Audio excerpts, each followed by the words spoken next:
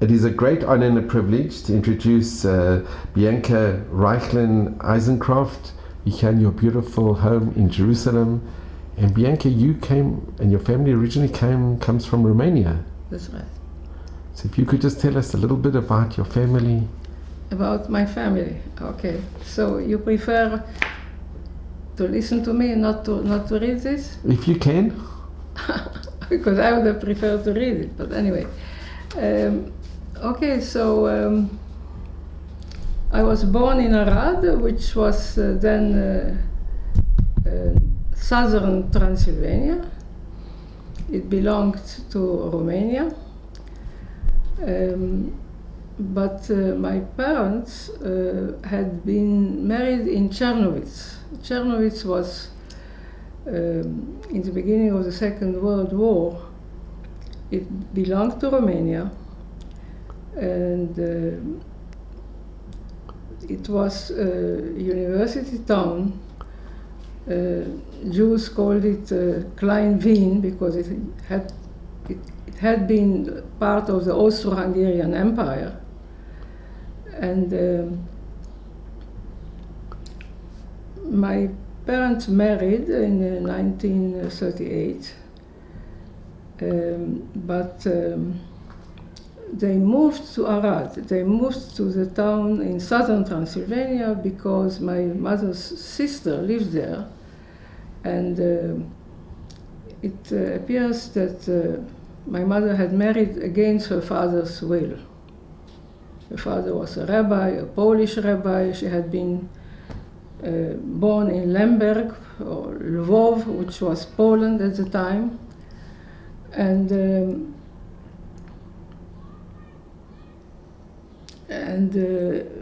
my brother and I were born in Arad. So I wrote a little story about this. I would like to read it.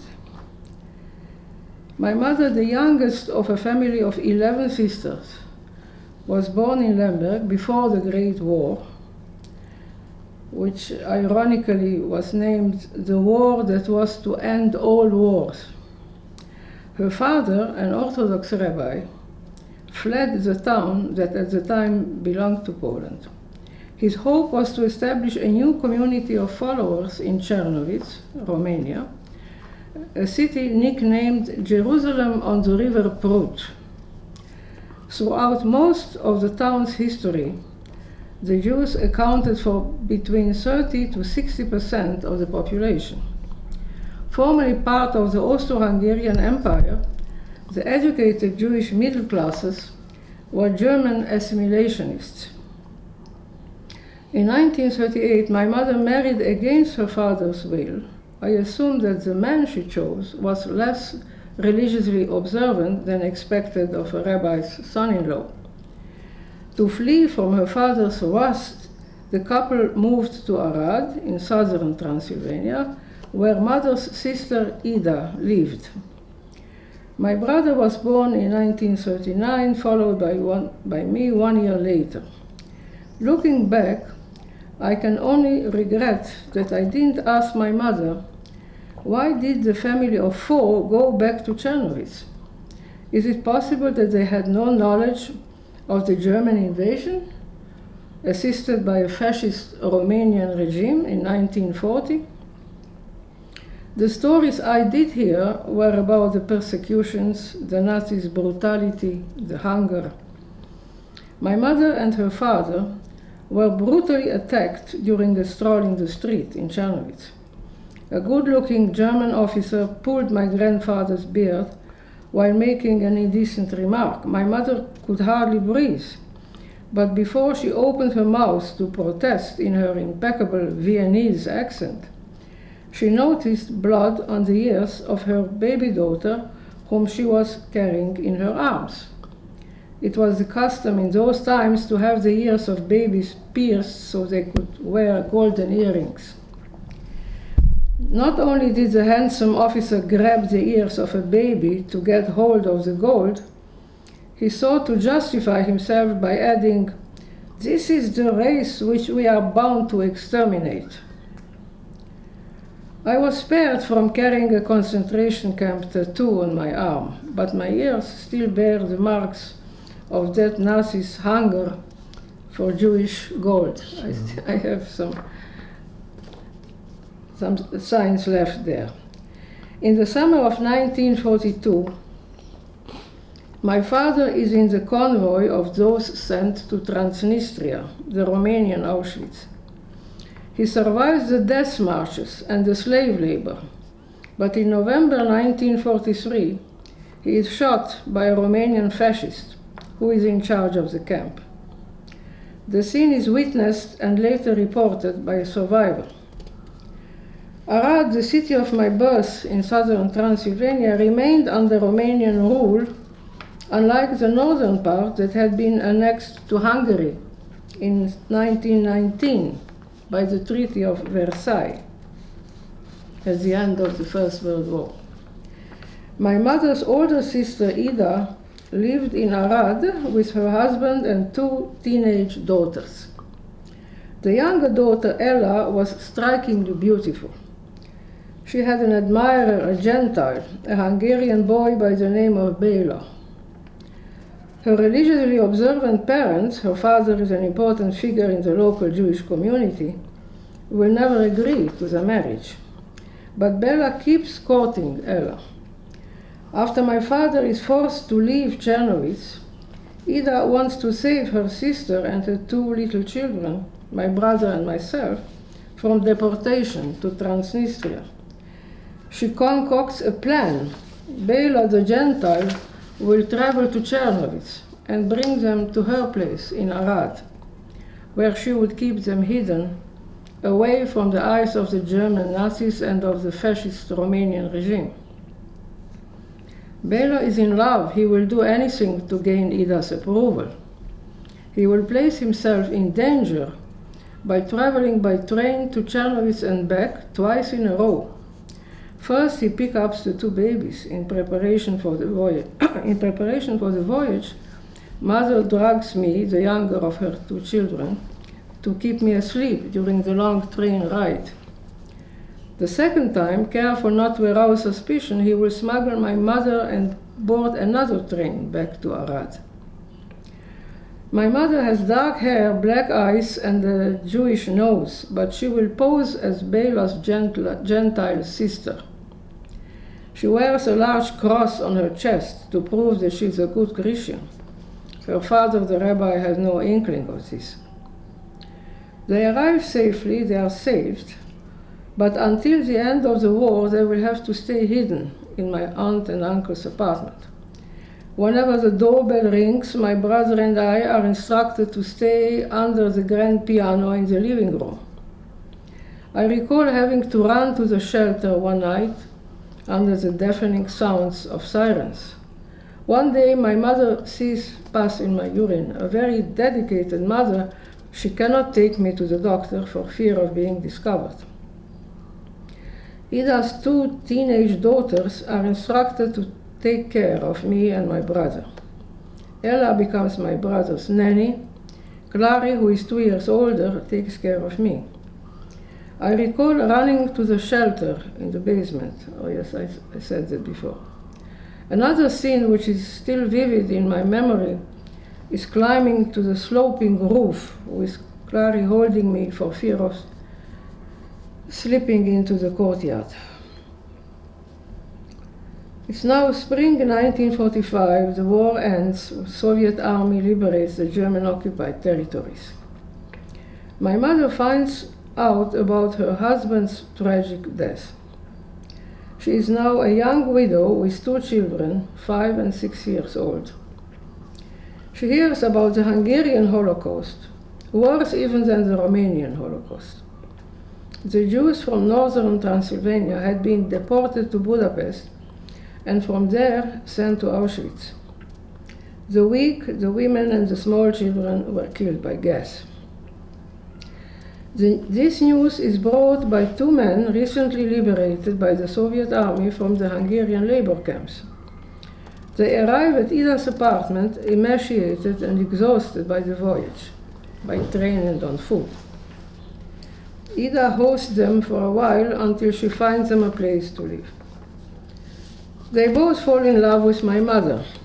The younger one, who looks like an Austro-Hungarian aristocrat in spite of his exhaustion, is the one who earns my mother's favor. He is more delicate, she would tell me later. He didn't try to touch me like his older brother. He told me, with tears in his eyes, about his young wife and 5-year-old boy murdered in Auschwitz. This man was to become our father, the person who sacrificed his health by working hard under an oppressive communist regime to provide for us. Moreover, he gave us a brother. 9 years younger than me, I was his first babysitter. Mother never stopped worrying about my older brother, who had been diagnosed with mental illness at the age of 17. We will never know whether it was related to the trauma of his early childhood. A short time before she died, I asked my mother, when was she the happiest during her long life? With Andor, she replied without hesitation. Andor was the name of the man who raised the three of us with endless devotion and love. As I think back to those times, my biggest regret is that I don't have Bela's surname and hence cannot realize his right to be named a Rightous Gentile. Which is a very big pity. Can I ask, what happened to the two daughters with Well, they married and... but they didn't marry Bela? No. It was out of the question. A religious Jew to marry a Gentile? But he really was Chasidei Motalam. He really was a righteous Gentile. He put his life at risk. He really put his life at risk, at serious risk. Yes, and twice. I mean, to do that voyage from Chernovitz to Arad, it's quite a distance. On those trains, you can imagine, it took many, many hours. And Bella, can I just ask, having gone through what you went through, did your mother and when she remarried, did the family keep being religious, or did they keep any yes, lighting candles? I grew up in an observant, you see, and also my adoptive father, he had also grown up in it. I mean, he came from a shtetl in northern Transylvania,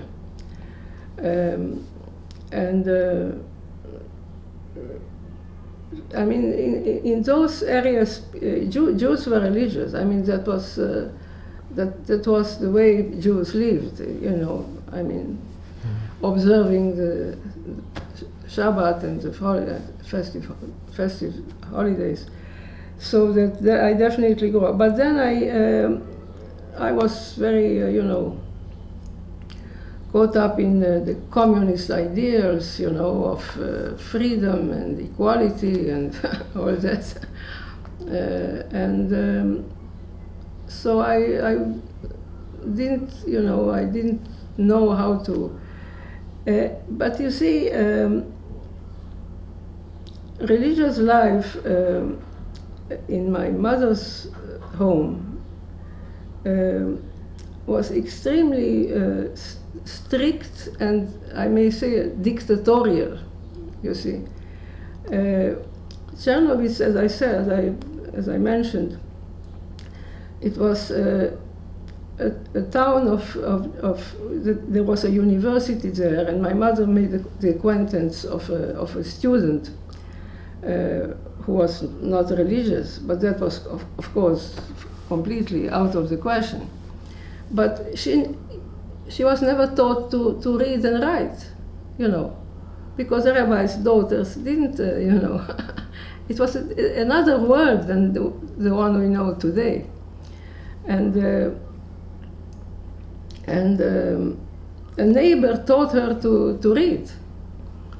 And fortunately, my mother loved reading, and I inherited that love from her.